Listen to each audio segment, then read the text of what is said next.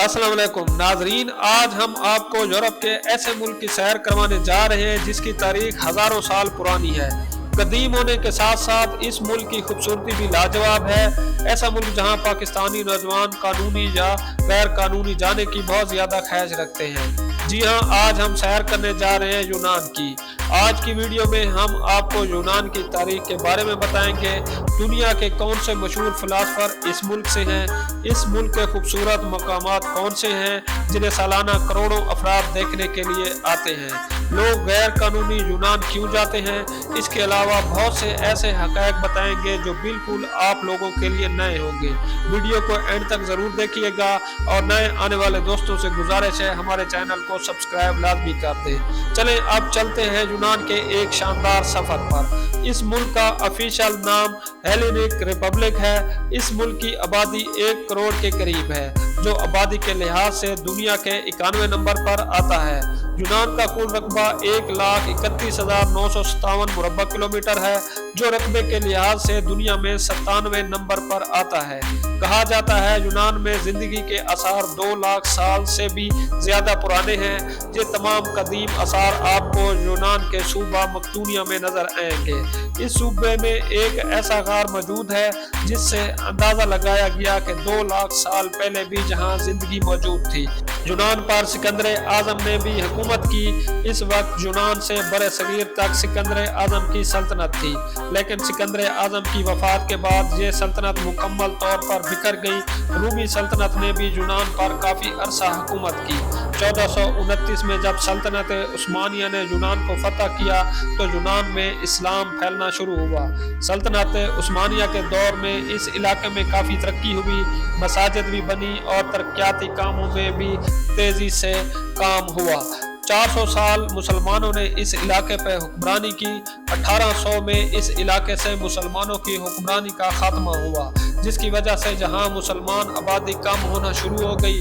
1923 में यूनान और तुर्की में मुआहदा हुआ तो यूनान में मौजूद ज्यादातर मुसलमान तुर्की की तरफ हिजरत कर गए और तुर्की से ईसाई आबादी यूनान में नकल मकानी कर गई।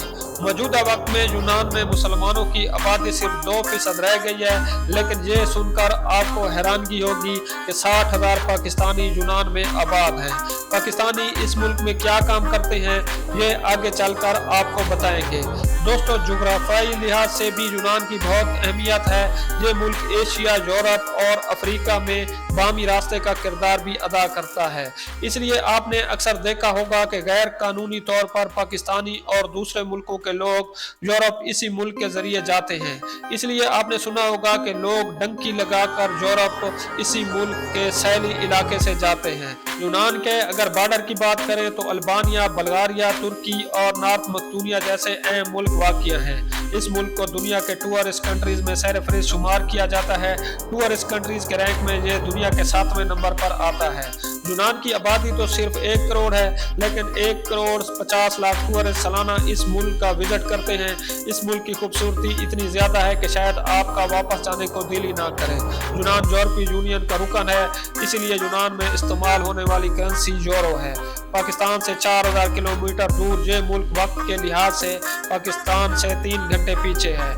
यूनान का सबसे ज्यादा आबादी वाला शहर एथेंस है, जो यूनान का दारुल हुकूमत भी है। तारीखी लिहाज से भी ये शहर बहुत अहमियत का हामिल है, इसी वजह से टूरिस्ट भी इस शहर में सबसे ज्यादा आते हैं।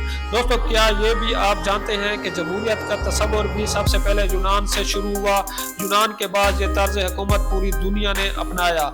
एथेंस एक देवी का नाम था जिसके नाम से इस शहर का नाम रखा गया। एथेंस शहर की आबादी तकरीबन 42 लाख के करीब है, यानी यूनान की तकरीबन आधी आबादी इसी शहर में आबाद है। दुनिया के मशहूर फिलासफर अफलातून, अरस्तू और सकरात का ताल्लुक भी यूनान से था, जो अपने वक्त के अजीम फिलासफर गुजरे हैं। 2006 में मुसलमानों को यहाँ मसाजिद बनाने की इजाज़त दी गई, जिसकी वजह से आज एथेंस के मगरब में बहुत सारी मसाजिद मौजूद हैं, जहाँ सबसे ज़्यादा मुसलमान आबाद हैं। यूनान को ओलंपस का बर्थ प्लेस भी कहा जाता है। इस मुल्क का कौमी खेल फुटबॉल है। कहा जाता है इमाम मेहदी अलैहिस्सलाम की फतुहात में भी आखिरी शहर फतह होने वाला भी यूनान होगा। जैतून की पैदावार में यूनान दुनिया के तीसरे नंबर पर आता है। कदीम यूनानियों की नज़र में दालें खाना बुरा समझा जाता था। उनके मुताबिक अनाज में मुर्दा लोगों की रूह मौजूद होती हैं। यूनानी ज़बान दुनिया की कदीम तरीन ज़बानों में से एक है जो आज भी बोली जाती है। खाना काबा में लगाया गया मार्बल आपने ज़रूर देखा होगा, वो भी इस मुल्क का है जो 50 सेंटीग्रेड तक भी ठंडा रहता है। यूनान के एक जजीरे में ये मार्बल पाया जाता है जिसे दुनिया का सफ़ेद और ठंडा मार्बल शुमार किया जाता है। ये मार्बल दुनिया का महंगा तरीन मार्बल भी है। यूनान के इस जजीरे के अलावा ये मार्बल आपको दुनिया में कहीं नहीं मिलेगा।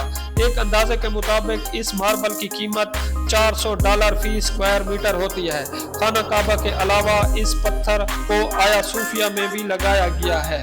दोस्तों, यूनान की GDP $250 बिलियन है। यूनान के अफराद की सालाना फी कस आमदनी $36,000 है। दोस्तों, क्या आप जानते हैं ओलंपिक्स का आगाज भी यूनान से हुआ था। यूनान में कदीम ज़माने में अपने देवी देवताओं को ताकत दिखाने के लिए मुकाबले कराए जाते थे। ऐसा ऐसा ये खेल पूरी दुनिया में फैलने लगा। इस तरह यूनान के शहर ओलंपिया से ओलंपिक्स का आगाज हुआ।